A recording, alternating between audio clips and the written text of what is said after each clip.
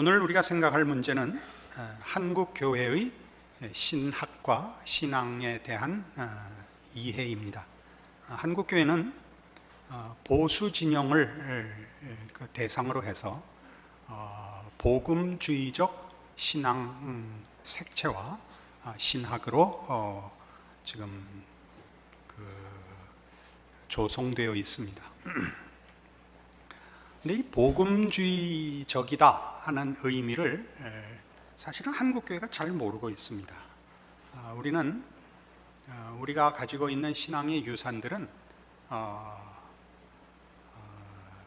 목숨을 걸고 순교의 자세로 믿음을 지킨다라는 결사각오와 죽으면 천당 간다, 그 이후에 구원을 얻었으니 살아있는 동안 이 복음을 전하자 하는 정도까지밖에 사실은 우리의 신앙의 그 내용들, 그러니까 신학이 굉장히 빈곤한 상태에 있습니다.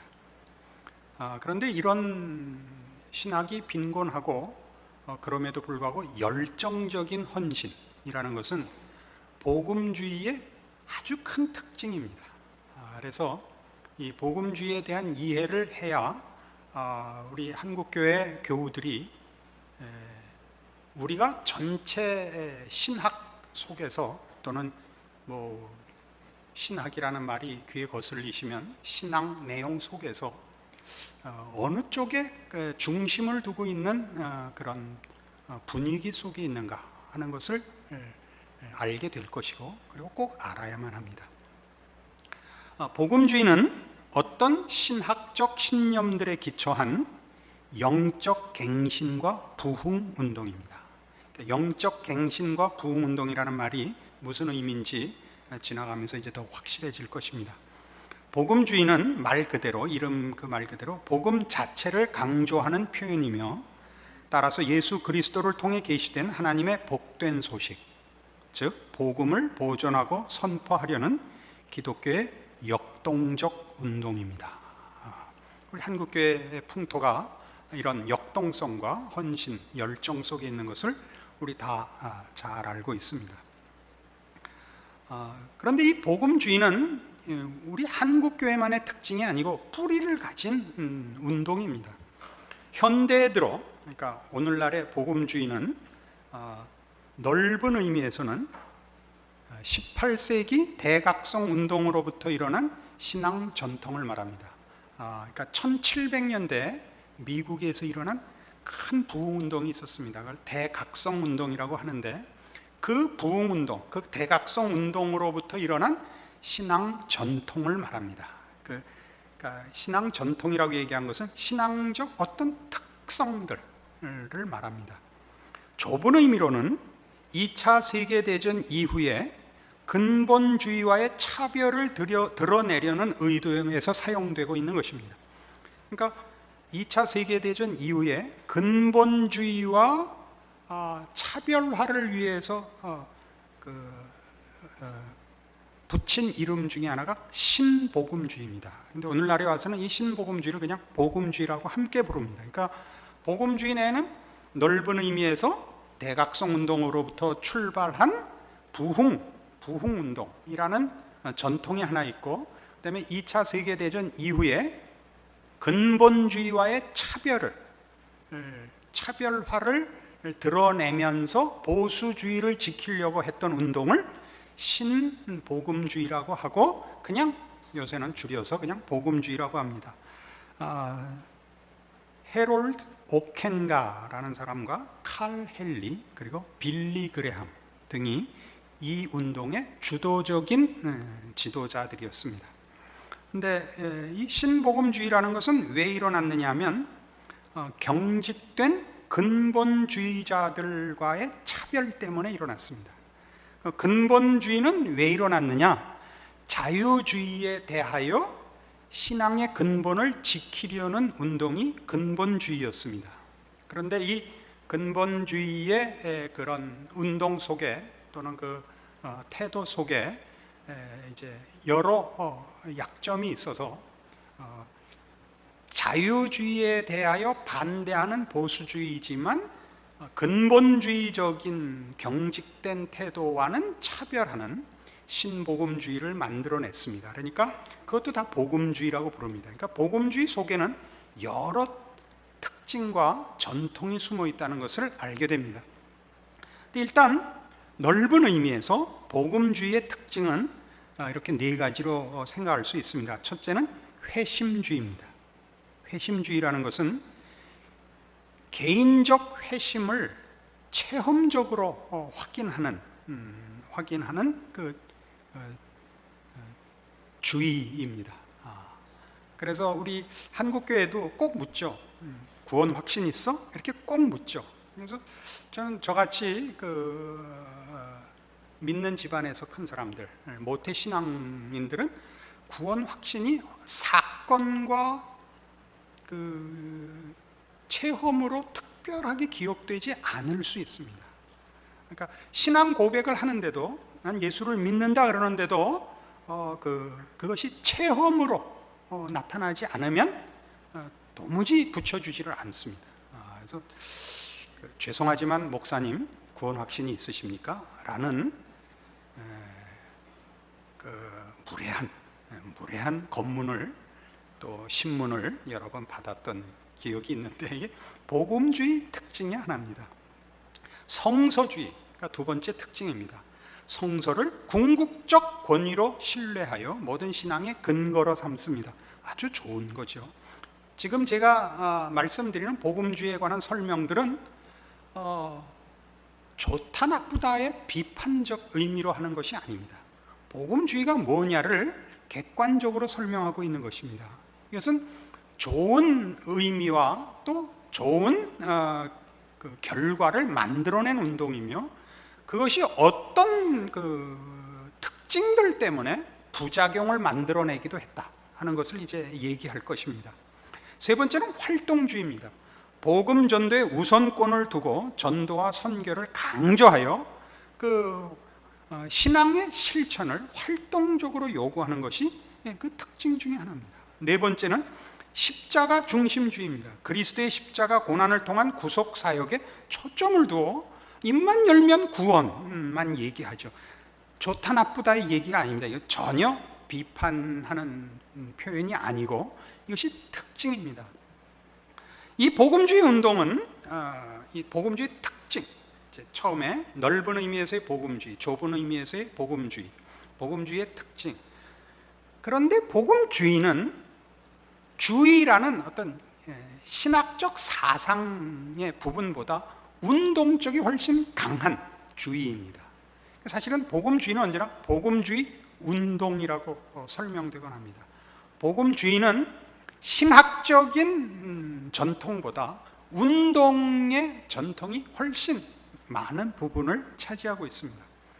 복음주의는 성서의 메시지로부터 유래한 신학 체계인 동시에 기독교에서 일어난 독특한 운동, 즉 경건하고 헌신적인 신앙 풍토입니다. 이거 참 좋은 풍토입니다. 복음주의를 신학으로 볼 때는 서방 기독교, 종교개혁 신학, 그다음에 프로테스탄트 정통주의의 맥을 계승하는 것으로 이해합니다.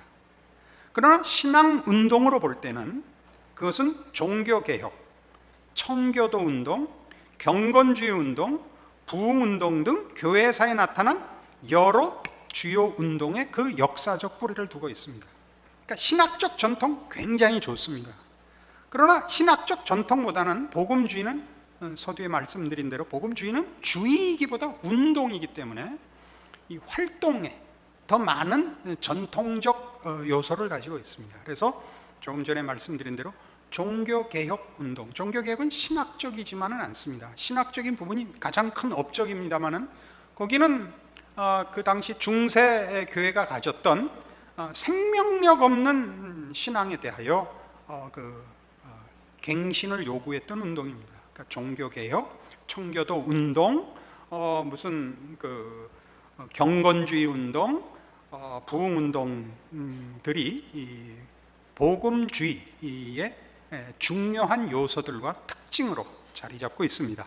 그래서 이제 복음주의의 중심을 이루는 네 가지 축을 살펴볼 필요가 있습니다. 복음주의의 중심을 이루는 축은 무엇인가? 첫 번째 축은 종교개혁과의 관계입니다.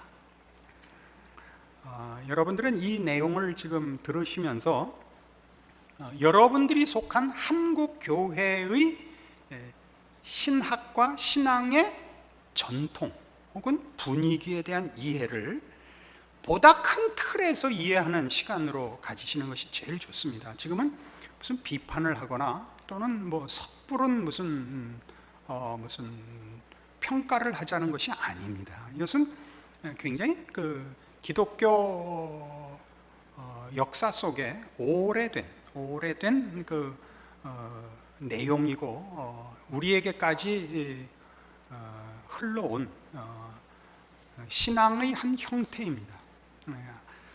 종교개혁과의 관계를 봅니다. 종교개혁의 중심 주제들이 복음주의 운동의 근원과 근간이 됩니다. 그러니까 종교개혁의 중심 주제들은 뭐냐면 종교개혁의 표에서 그랬듯이 오직 성경, 오직 은총, 오직 믿음이라는 이 3대 원리가 복음주의 정체성의 중심을 이루고 있습니다.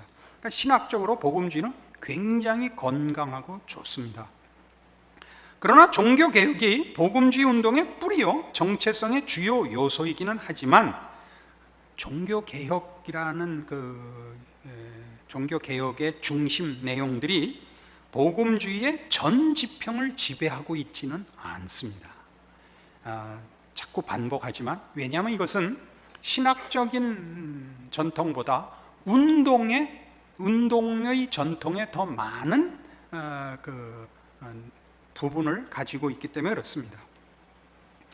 종교개혁은 교회개혁에 주 관심이 있었습니다. 그래서 교회개혁이라는 말은 뒤에 다시 설명을 하겠는데 우리가 교회개혁을 한다 그러면 여러분들이 얼른 무슨 생각을 하시겠습니까? 교회개혁을 한다 그러면 요즘은 도덕성에 대한 생각을 제일 먼저 하실 겁니다. 그러나 교회개혁이라는 것은 신학적 개혁이었습니다. 그러니까 종교개혁은 교회개혁에 주 관심이 있었고 복음주의는 회심과 복음 전도에 더 관심이 있는 운동입니다. 그러니까 종교개혁의 뿌리를 갖고 있으면서도 그것이 전체가 아니고 복음주의는 그것보다 그 뿌리 위에 있지만 이런 운동, 어떤 운동? 구원과 전도 운동에 더 많은 중심과 관심을 갖고 있는 운동입니다. 두 번째 축은 청교도 운동과의 관계입니다. 현대 복음주의의 두 번째 역사적 원천은 17세기의 청교도 운동입니다. 청교도들은 개혁파 교회의 지적 성향과 크리스찬 삶의 경험적 측면을 함께 강조했습니다. 그러니까 이제 종교개혁이 일어났을 때 그것이 신학적인 논쟁이 되었습니다. 그런 법이죠. 이론적인 싸움이 앞서죠. 그러나 그것이 이론으로만 치우치는 데 대하여 반성하고 실제적인 경건의 생활을 강조했던 것이 이제 청교도들입니다. 청교도 운동은 칼빈주의의 선택의 교리에 의해 일어난 불안에 대응해서 새로운 종류의 경건을 발전시켰습니다. 칼빈주의라는 것은 하나님의 주권을 강조하고 예종 교리를 강조합니다. 그러니까 구원 문제, 은혜가 강조되고 하나님의 선택이라는 것이 강조되는데 문제는 현실적으로 내가 구원을 받았다는 것이 하나님의 주권과 선택에 좌우된다는 것만으로는 신자들 개개인의 그 만족과 확신은 덜할 수밖에 없죠. 여기에 대한 답으로 말하자면 우리 서두에 얘기한 바와 같은 체험적 확인이 강조됐습니다. 그래서 구원받은 것이 하나님의 선택과 은혜일 뿐만 아니라 그것이 우리에게서 확인되는 체험이며 확인일 수 있다라는 것을 강조한 것이 청교도 운동인데 구원의 주관적 증표인 중생의 체험을 강조하고 형식적 신앙을 반대했습니다. 그러니까 체험주의가 많은 강조점으로 이 청교도 운동에 요구됩니다. 그것은 신앙에 대한 확인으로만 요구되는 것이 아니라 그래서 신앙의 실천에도 똑같이 요구돼서 청교도 시대에 관한 우리가 아는 대표적인 그 분위기와 그 이해는 주홍글씨입니다. 주홍글씨라는 글을 그 내용을 보시면 너무 명분과 완전주의에 압도되어 감당할 수 없는 경직된 신앙의 요구 속에서 어려움을 겪었던 그 내용들을 우리가 쉽게 발견할 수 있습니다. 그러나 이런 운동들이 다 어떤 이유? 기독교 신앙이 그냥 논리에 불과하고 말장난에 불과할 수 있다는 데 대한 강력한 반발에 근거하고 있다는 것은 유익한 부분이라고 할 수 있습니다. 세 번째는 경건주의 운동과의 관계입니다.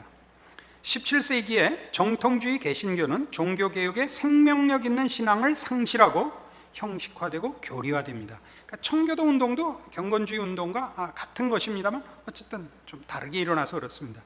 이러한 현상에 대한 반동으로 엄격한 형식과 교리에서 벗어나 생동감 있는 그리스도의 경험을 회복하는 것을 목적으로 하여 경건주의가 일어납니다.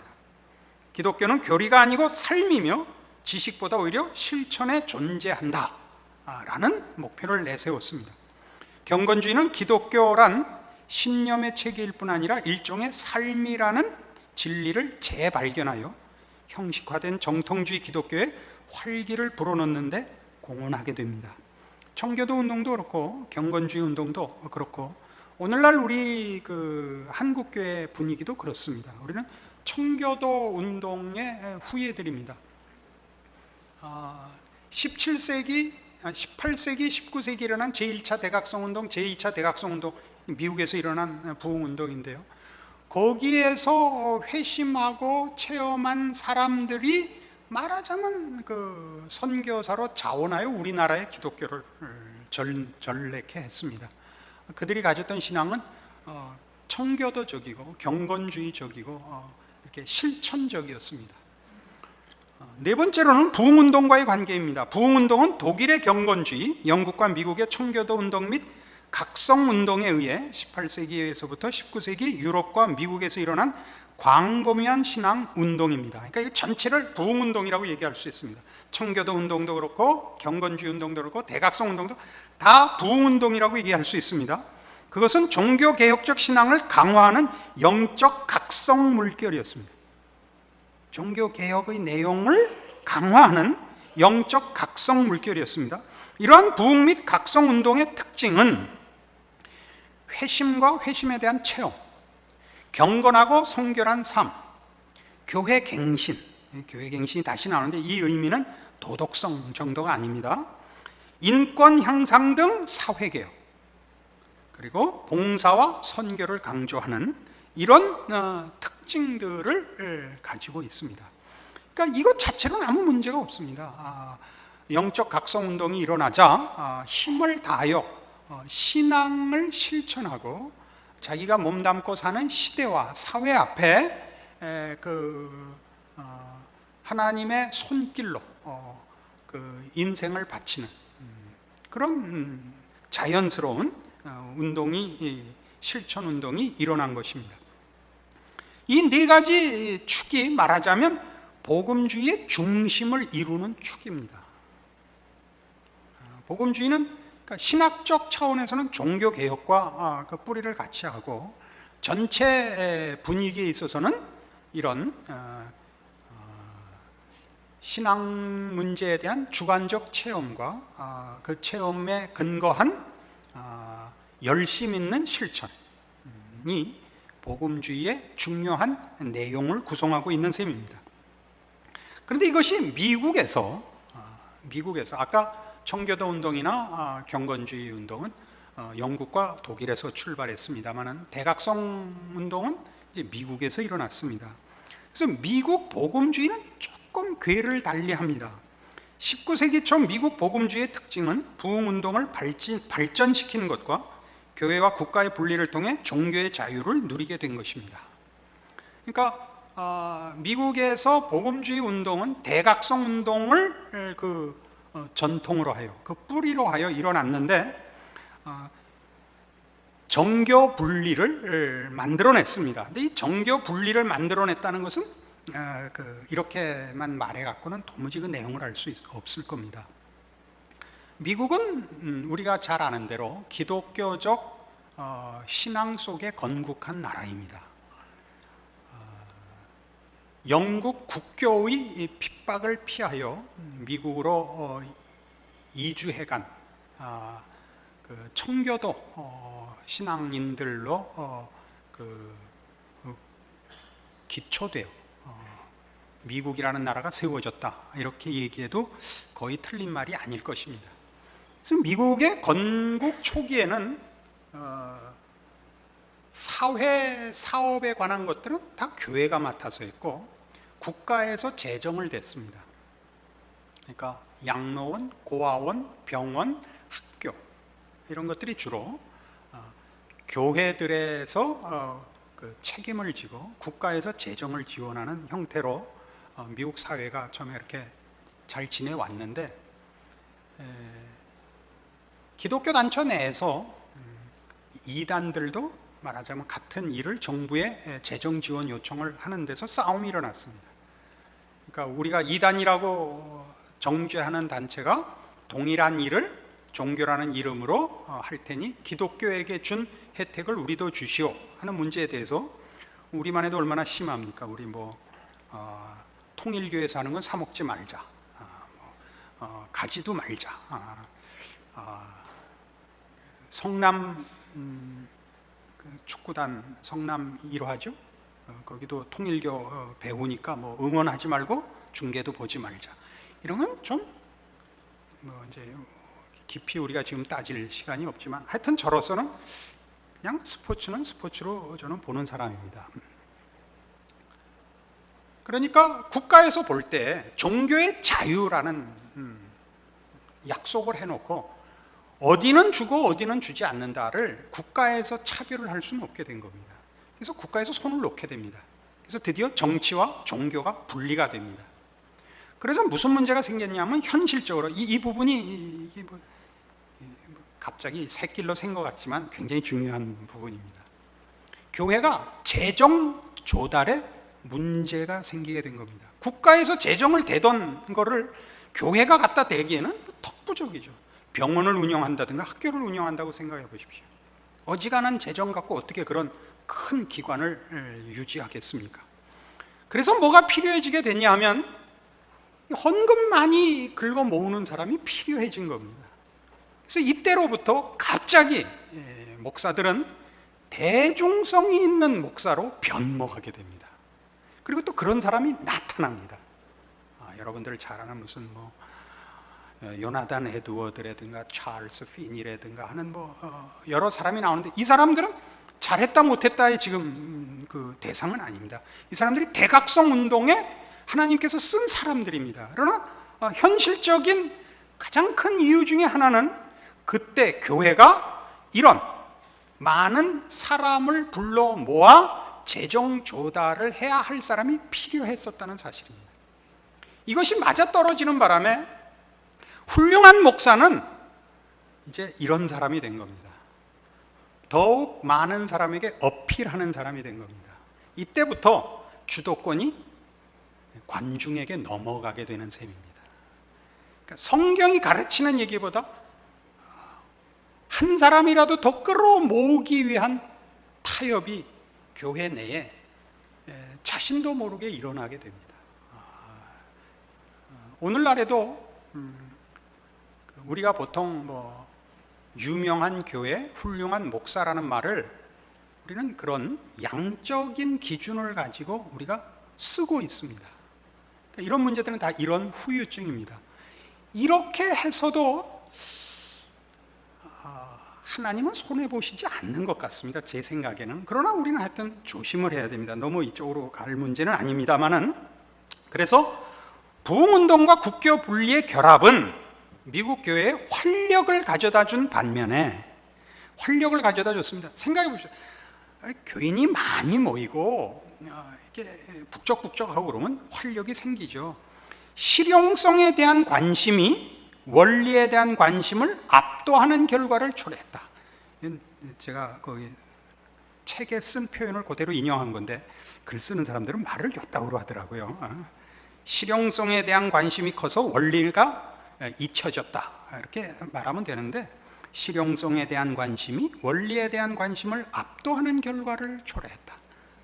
요따구로 말을 하니까 생전 안 잊어먹게 되더라고요. 그죠? 좋죠? 대각성 운동은 복음주의를 19세기 미국 교회의 지배 세력으로 부각시켰으나, 그러니까 복음주의를 미국 교회의 지배 세력으로 대각성 운동 이후에 이 지배 세력이 됩니다. 부각시켰으나 동시에 개인적 종교 경험과 지성적 엄격성의 관계에 대한 신학적 갈등을 일으켰다. 이것도 말이 글 잘 쓰는 사람들이 쓴 글이라서 제가 일부러 썼습니다. 개인적 종교 경험과 지성적 엄격성의 관계에 대한 신학적 갈등을 일으켰다. 무슨 말인지 이해하시겠습니까?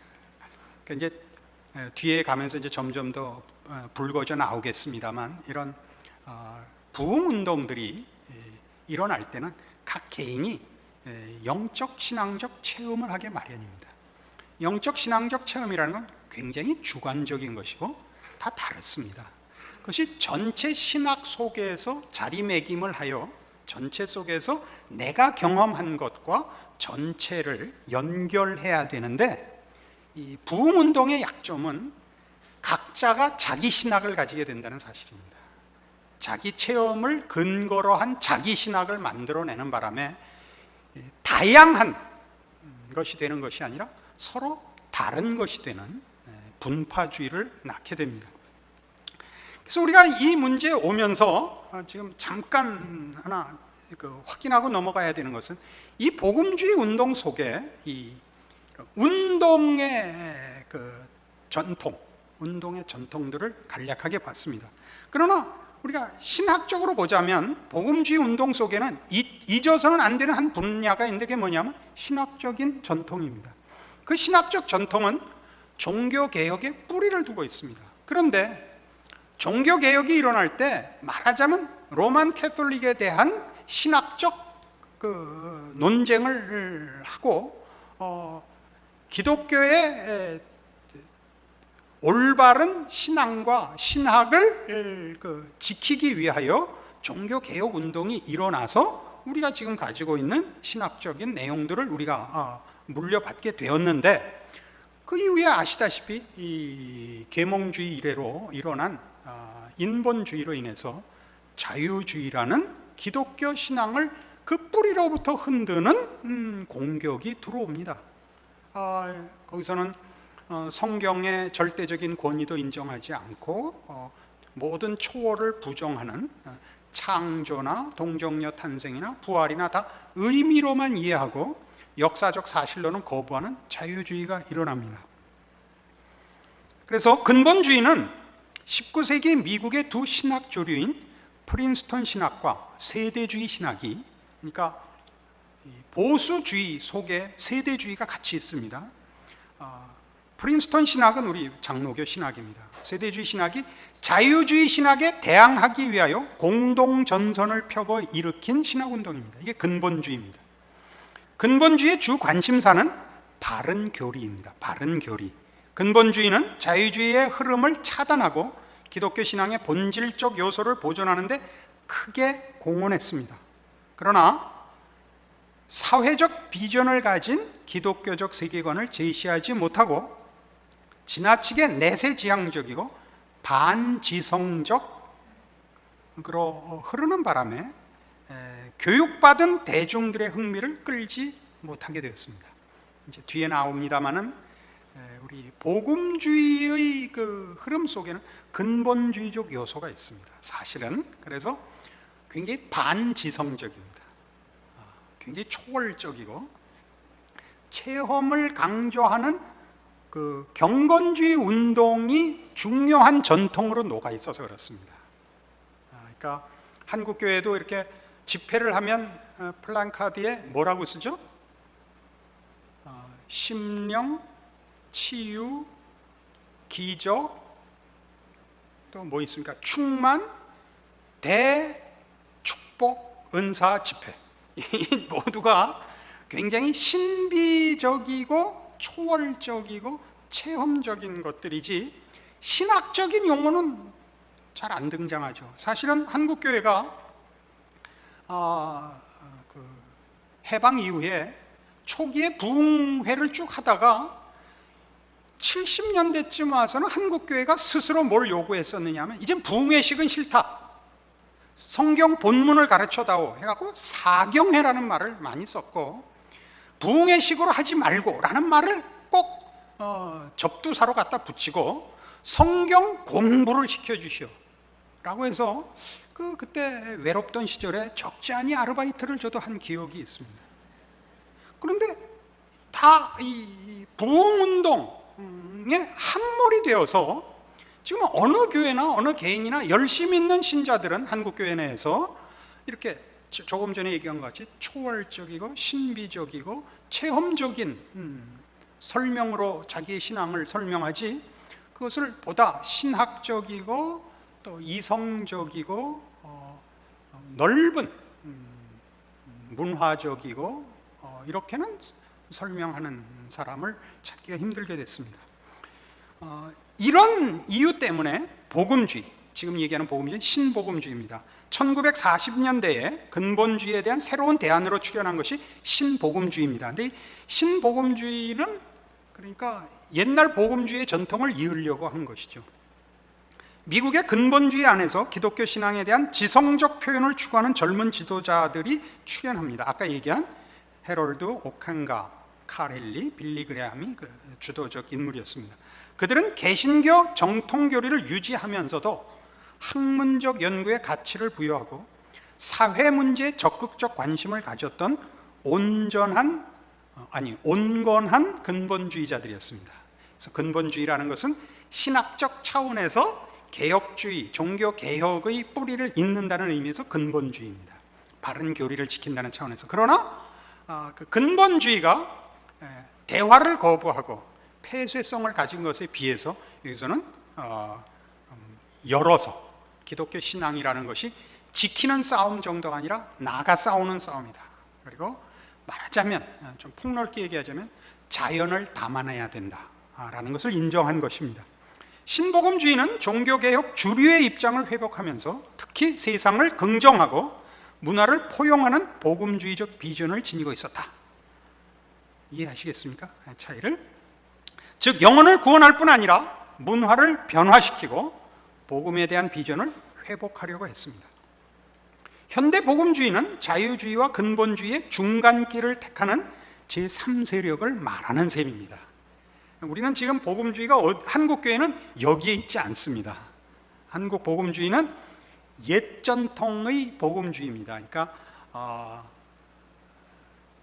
청교도 운동, 경건주의 운동, 부흥운동의 전통 속에 있는 것이 한국교회의 복음주의일 것입니다. 이 신복음주의 운동까지 안 와 있습니다. 여기는 최소한 뭘 하려고 그랬다고요? 문화적, 학문적, 또 세계를 담아내는 이런 폭넓은 신앙의 실천을 목표로 하고 있기 때문입니다. 자유주의 신학의 가장 큰 문제점은 복음에 가해질 해악을 간과하고 현대인이나 문화가 받아들일 수 있는 것으로 복음을 변조시킨 것입니다. 그것은 그냥 철학이 되고 말았습니다. 쉽게 얘기해서 이런 급진적 자유주의에 저항하고 근본주의의 신학적 폐쇄성으로부터 자유한 것이 복음주의 신학의 중요한 업적입니다. 그러니까 사실은 제대로 복음주의라는 말을 쓰려면 여기까지 와야 옳습니다. 여기에 우리 한국교회는 안 와 있는 것입니다. 한편 복음주의의 문제점으로 지적되는 것은 지성적 빈곤입니다.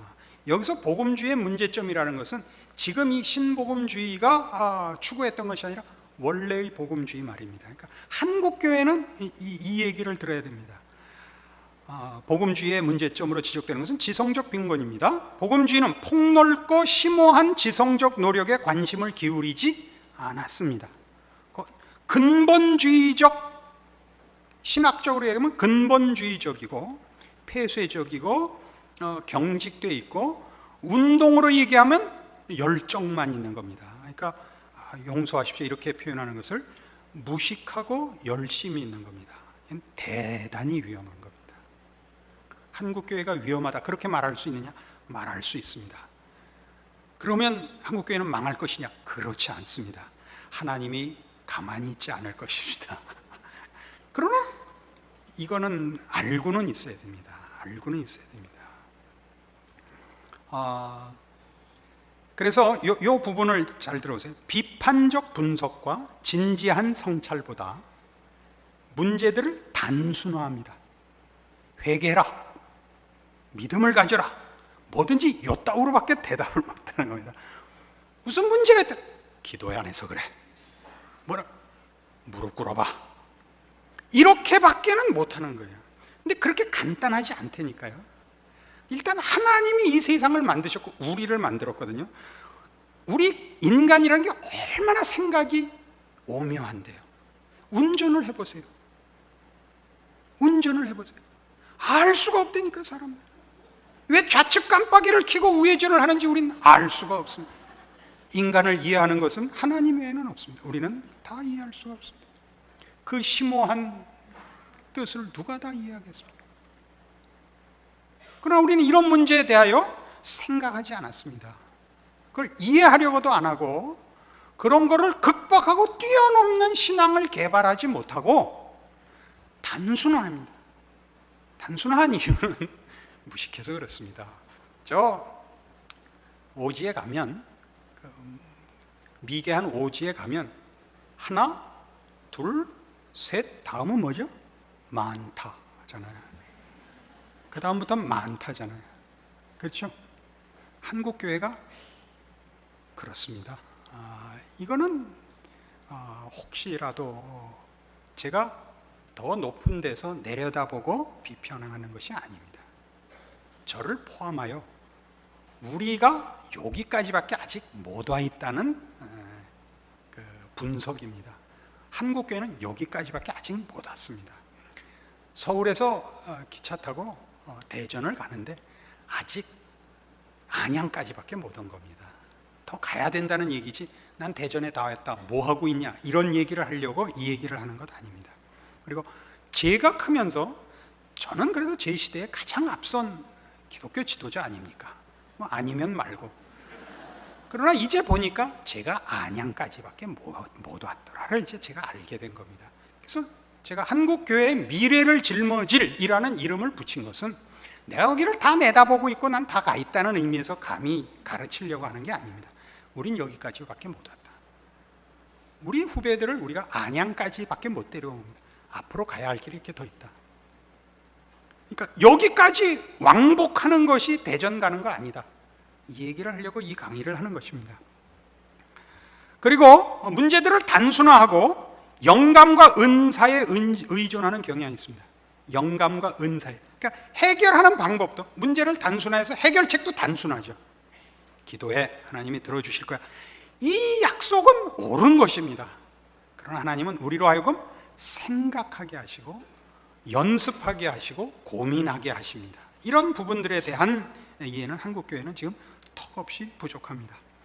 세대주의, 근본주의, 캐직운동. 캐직운동이란 말 들어보셨습니까?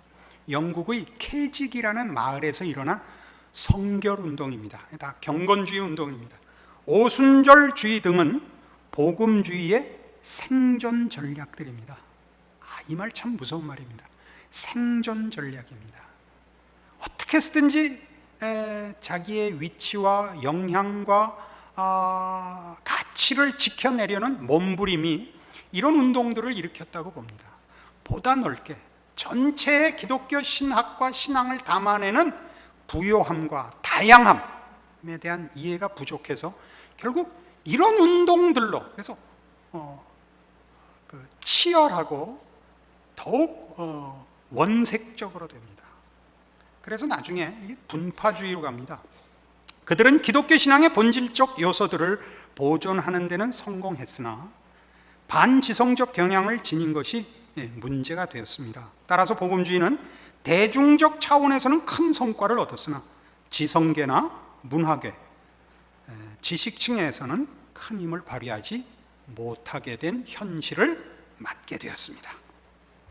그래서 이제 이 복음주의의 내용, 중심 주제들, 특징들 살펴보고 이제 우리가 이 복음주의를 어떻게 제대로 이해해서 그거를 말하자면 극복하고 또 고쳐나가야 되느냐 하는 문제가 이제 이 강의의 마지막 내용으로 우리에게 남겨져 있습니다. 그러니까 여기까지 오기 위해서 지금까지 강의를 한 것입니다. 그러니까 현대 복음주의의 위기를 우리가 확인해야 되고 그 문제를 어떻게 극복해야 되느냐가 이제 여러분들에게 남겨진 숙제라는 사실을 확인해야 합니다. 복음주의는 성장의 기세가 유지되고 그 영향력이 확대되고 있음에도 불구하고 위기에 직면하고 있습니다. 어떻게 이런 말을 할 수 있느냐 하면요, 큰 교회, 그 다음에 헌신하는 신자들 영혼이 가난하다는데 위기감을 누구나 인정할 수밖에 없습니다. 여기가 한국교회가 안고 있는 큰 문제점이죠. 그러니까 늘 자랑을, 업적을 가지고 자랑을 하는 건 이 속이 비어있다는 반증입니다. 한국교회의 유명하고 큰 교회의 교인들이라고 해서 그가 충만하고 그가 만족하고 살아있는 사람이 적다라고 진단합니다.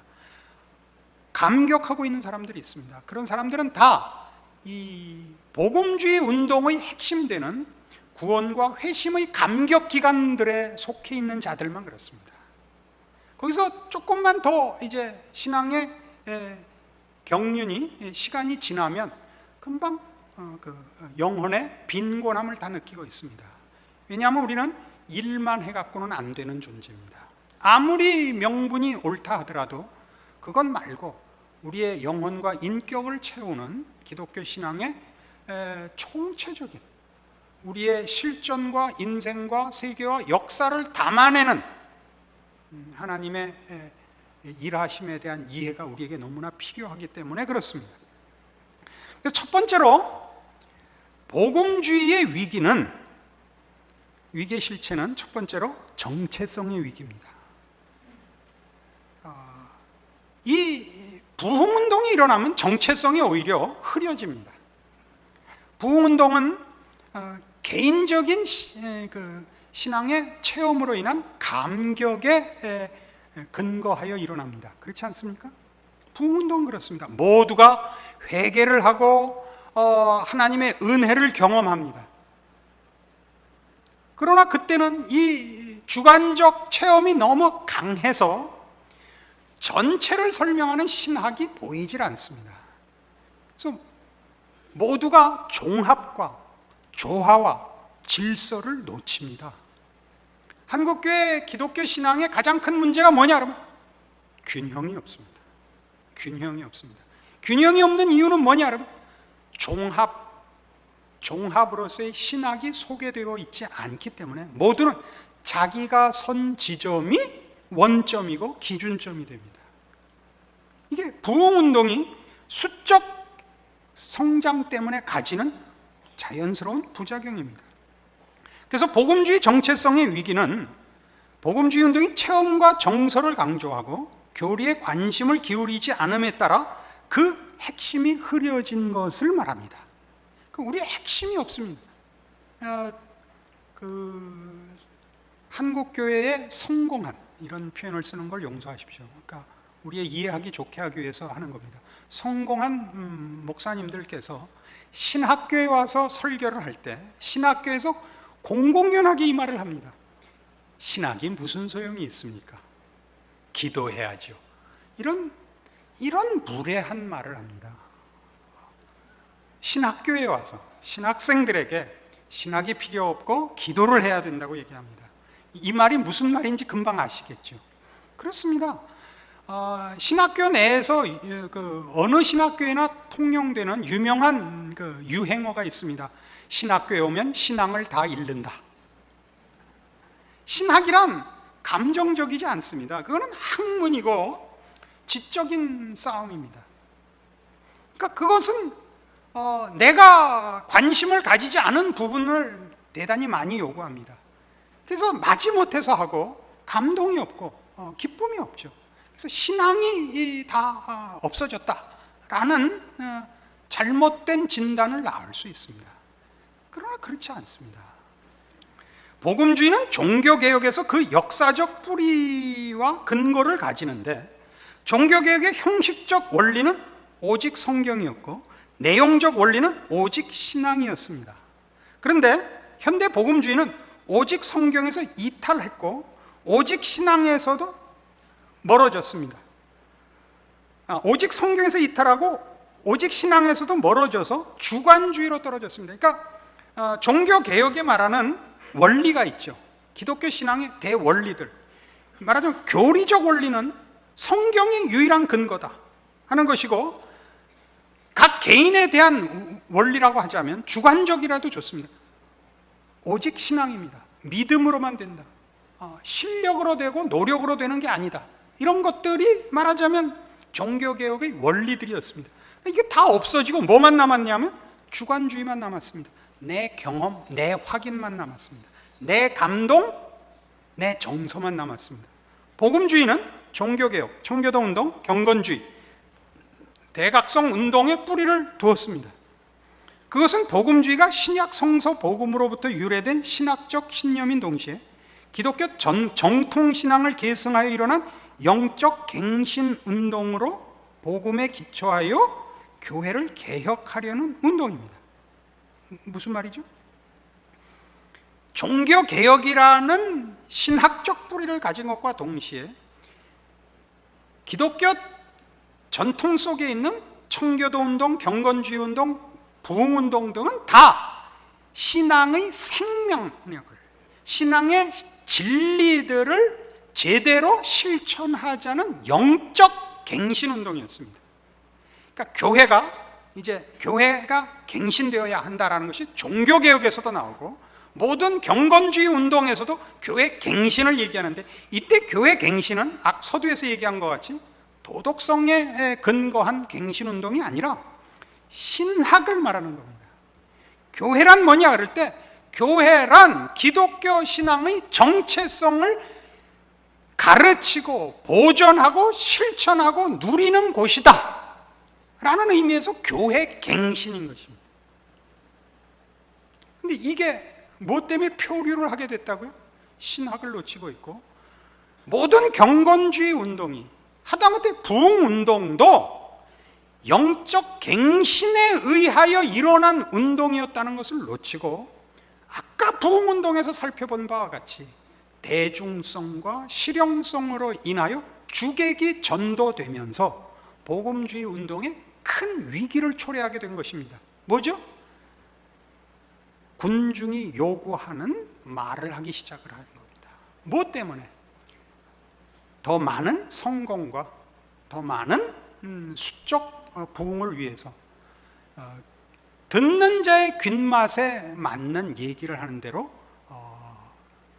복음의 진정한 권위와 진리를 지키는 일들을 타협하기 시작했다 이겁니다. 이번에 평양 대부흥운동 100주년 기념 집회에서 오카는 목사님께서 회개를 하셨습니다.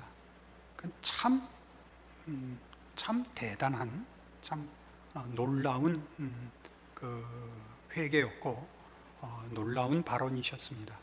거기서 한 회개가 뭔지 아시겠습니까? 바로 이거였습니다. 제가 사람들 입맛에 맞게 하려고 올바로 성경 말씀을 전하지 못했습니다. 이 얘기였습니다. 얼마나 놀라운 회개요, 얼마나 한국교회가 가지고 있는 말하자면 중요한 자기 진단인가, 우리 모두 기억해야 할 것입니다. 현대 복음주의의 위기 그 두 번째는 반지성주의입니다. 복음주의가 반지성적 경향을 지니게 된 것은 경건주의와 부흥운동의 영향에서 그 원인을 발견할 수 있습니다. 경건주의는 기독교가 신념의 집합인 동시에 삶이라는 진리를 재발견했습니다. 논리가 아니고 실천이어야 된다라고 그걸 놓치지 않기 위해서 영적 갱신을 요구했습니다. 그러나 일부 경건주의자들은 기독교 신앙을 삶으로만 보고 신념에 전혀 관심을 갖지 않게 되었습니다. 이게 언제나 체험이 가지는 약점일 것입니다. 체험이 너무 강하기 때문에 이 신학 전체를 종합으로 가지고 자신의 체험을 그 안에서 균형을 잡는 일에 이 체험이 방해가 됩니다. 체험의 가치를 알아야 됩니다. 그것을 다시 말씀으로 확인하지 않으면 체험만 살아남으면 위험한 신학을 스스로 만들 수 있습니다. 경건을 지성에 대한 관심을 포함하는 것으로 정의하지 않았습니다. 뭐라고요? 경건을 지성에 대한 관심을 포함하는 것으로 여기지 않고 신중한 사고와 반대되는 내적 상태로 정의합니다. 이렇게 워치만니 일파 쪽에서 이런 부작용이 많이 나타나는데, 이렇게 모이면 뭐라 그러죠? 거기는 뭐라 그러나 로컬 처치라 그러는데 한 지역에는 한 교회만 있어야 된다라고 해서 그쪽을 뭐라 그러던가요? 그쪽 일파를 뭐라 그러는데 잊었습니다. 모이면 이 내적 상태로 들어가는 표현을 굉장히 많이 해요. 그래서 같이 기도를 하면 주여, 이렇게 다 햇볕에 녹아내리는 초콜릿 같이 굴어요. 그러니까 다시 경건을 지성에 대한 관심을 포함하는 것으로 정의하지 않고 내적 상태로, 신중한 사고와 반대되는 내적 상태로 정의했다니까요. 영적인 체험이라는 건 귀한 것입니다. 하나님께서 함께 하시는 위로요, 격려요, 확인이요 찾아오심으로 얼마든지 환영하고 기뻐해야 합니다. 그러나 하나님이 모든 일을 이렇게 찾아와서 부어주시는 것으로 하시지 않는다는 것을 기독교 2000 역사에서 봤는데도 퀭해지면 그건 죽여버려야 됩니다.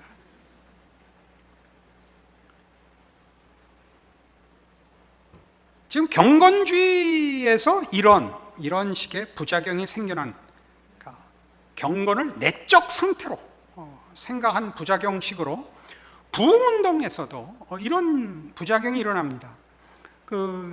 북미에서 일어난 18세기, 19세기의 대각성 운동은 행동적이고 즉각적이며 개인적인 특징을 가지게 됩니다. 그것은 청중의 호소력 있는 대중적 설교자의 개인적 능력에 크게 의존한 반면, 감동 있는 설교자에 의한 즉각적인 반응과 결과라는 것을 주된 방법과 통로로 생각하게 됐고, 간접적 지식이나 기독교 사상을 거의 활용하지 않게 되었습니다.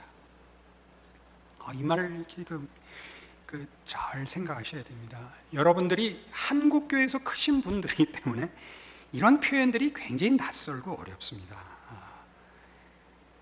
따라서 그것은 지성의 생명력을 손상시키고 기독교적 지성 발전을 저해하는 결과를 가져왔습니다. 우리는 무슨 책을 봐도 간증서밖에 안 본단 말이에요. 그러니까 간증서라는 건 다 이거거든요. 내가 이래서 하나님을 만났고 이래서 하나님의 자녀라는 기쁨을 확인했다. 그 다음에는 없단 말이에요. 그것이 무엇이냐는 보다 신학적인 노력에 의해서만 확보되는 것인데, 이런 것들은 다 갖다 버리고 어느 간증서나 보세요. 각 개인의 인생살이가 다른 것 같이 삶의 과정이 다 다르지만 내용으로 얘기하자면 내가 그래서 주님을 만났고 나는 행복합니다. 다 그거거든요. 동화책과 똑같죠. 왕자와 공주가 결혼해서 오래오래 행복하게 살았더래요. 끝이거든요.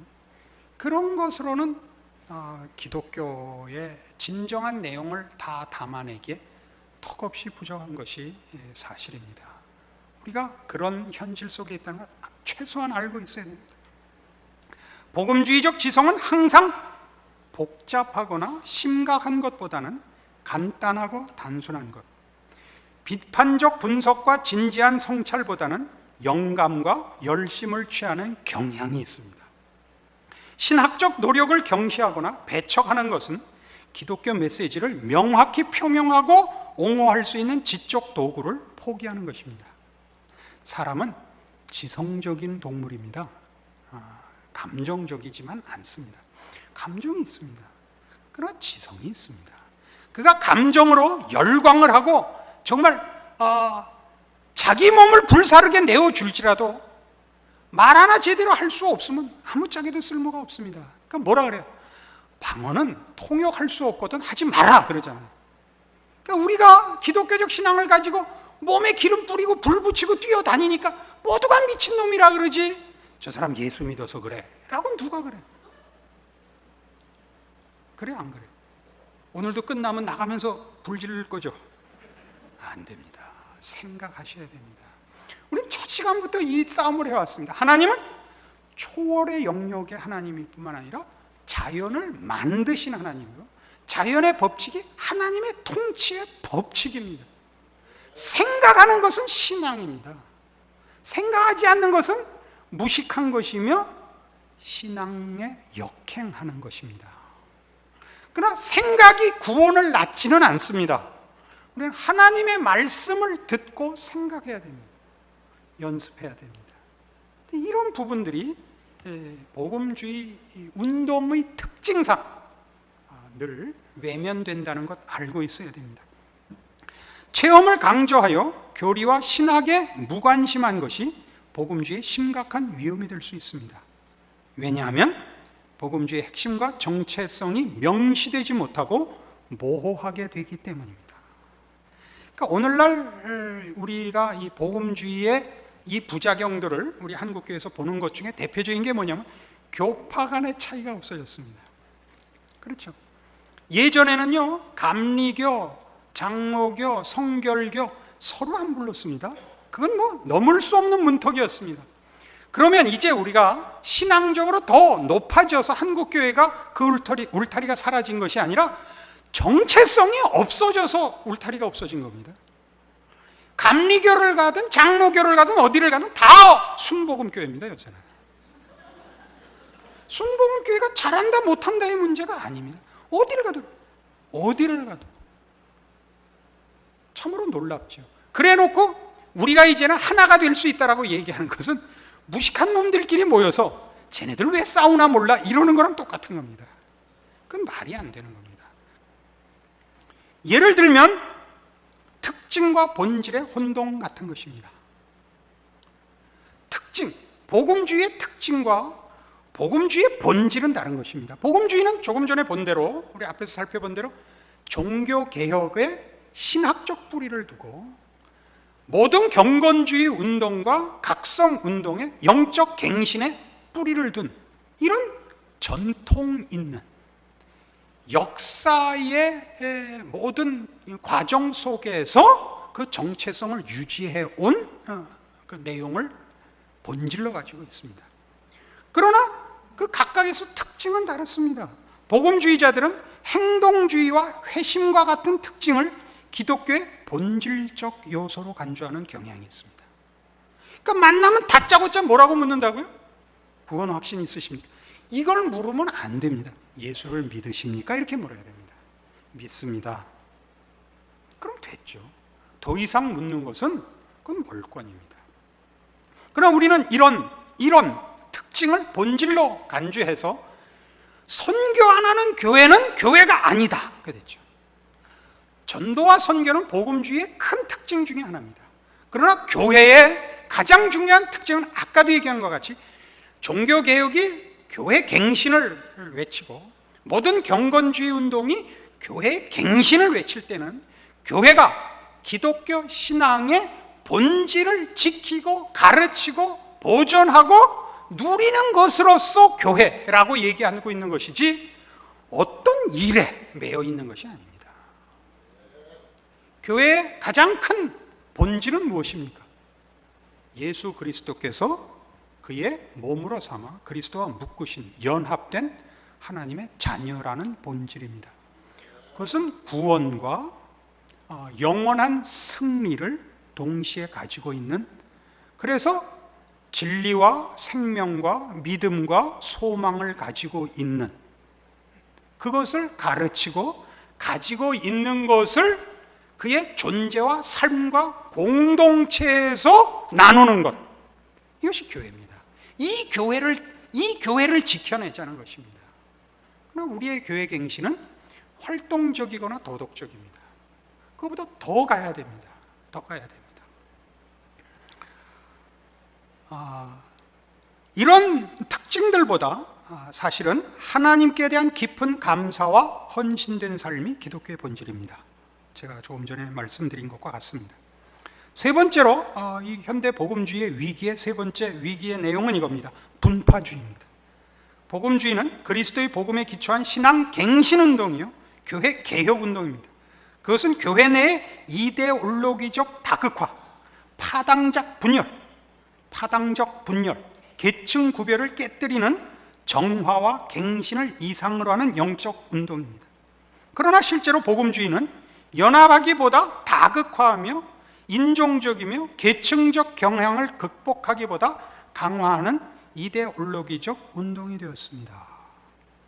복음주의는 진정한 갱신 운동보다 오히려 그 자신의 특정 관심사를 증진시키는 교회 내 파당의 기능을 하며 특정 파당의 형태를 취하는 경향이 있습니다. 특징이 본질을 대신하고 있기 때문에 그게 본질적 싸움인 줄 알게 되는 겁니다. 그래서 그걸 안 하면 간첩이 되는 거죠. 지금 한국 교회가 이런 복음주의적 이런 특징으로서의 복음주의 운동의 특징, 그러니까 열정적으로 신앙 실천을 하려는 특징이 그 어떤 주제를 선택했을 때 지금 한국 교회가 가지는 두 가지 특징은 선교와 북한 돕기입니다. 그럼 선교하지 않고 북한 돕지 않으면 교회가 아니다. 이게 말이 되지 않습니다. 교회의 표지는 말씀의 선포와 정당한 말씀의 선포와 성례의 집행과 뭐죠 마지막에? 권징의 이행입니다. 이게 교회의 표지입니다. 그러나 복음주의적으로 가면 이런 신학적 기초에 의한 것이 아니라 특징에 기초하여 교회는 이래야 된다가 특징으로서 다양하다는 것을 모르고 본질로서 다르다가 되기 때문에 분파적인 경향을 띠게 됩니다. 특징과 본질이 오해되어서 특징이 본질화하면 다양은 없어집니다. 그래서 교회와 교회 사이에 친밀감도 없어졌고 교회 안에서 신자 사이의 친밀감도 사실은 없어졌습니다. 이런 일들은 다 우리가 극복해야 할 한국교회의 내일의 숙제들입니다. 이런 것들을 저는 부정적으로 또는 비관적으로 제시하는 것이 아닙니다. 여기까지 왔습니다. 그러니까 기독교 역사 속에 있었던 종교개혁, 청교도 운동, 경건주의 운동, 그리고 부흥운동의 맥을 잇고 있습니다. 그리고 이제 우리도 이 고민에 빠져 있습니다. 우리가 너무 활동적이고 생각을 하지 않고 신학적으로 근본주의적이고 반지성적으로서 우리가 세상을 향하여서나 같은 신자들 간에도 전인적인 신앙적인 대화를 나눌 만큼의 실력이 없다는 걸 이제 발견하는 것입니다. 여기서부터 이제 우리가 해나가야 될 숙제요, 그리고 더 인도함을 하나님 앞에 구해야 할 기도 제목이요, 한국교회가 더 복을 누릴 하나님이 준비하신 미래일 거라고 생각합니다. 이 일에 제가 이 강의에 감히 갖다 붙인 제목같이 청장년 여러분의 숙제가 있습니다. 저는 여기까지 하고 이제 죽으면 됩니다. 앞으로는 여러분이 책임지셔야 됩니다. 기도하십시다. 하나님 아버지 은혜를 감사합니다. 하나님께서 몸된 교회를 세우시고 천국 열쇠를 맡기셨으며 음부의 권세가 이기지 못하리라 약속하셨습니다. 이제 우리가 해야 할 일은 능력도 아니고 어떤 의미에서 열심도 아닙니다. 우리는 우리에게 맡겨진 일을 해야 합니다. 그것이 저 필라델피아 교회에게 하신 칭찬입니다. 충성하게 하여 주시옵소서. 주께서 이미 허락하시고 약속하시고 이루시고 그리고 또 이루실 일에 저희들의 인생과 교회를 주 앞에 갖다 드려 순종과 충성으로 주의 영광을 드러내는 인생 되게 하여 주시옵소서. 예수님 이름으로 기도합니다. 아멘.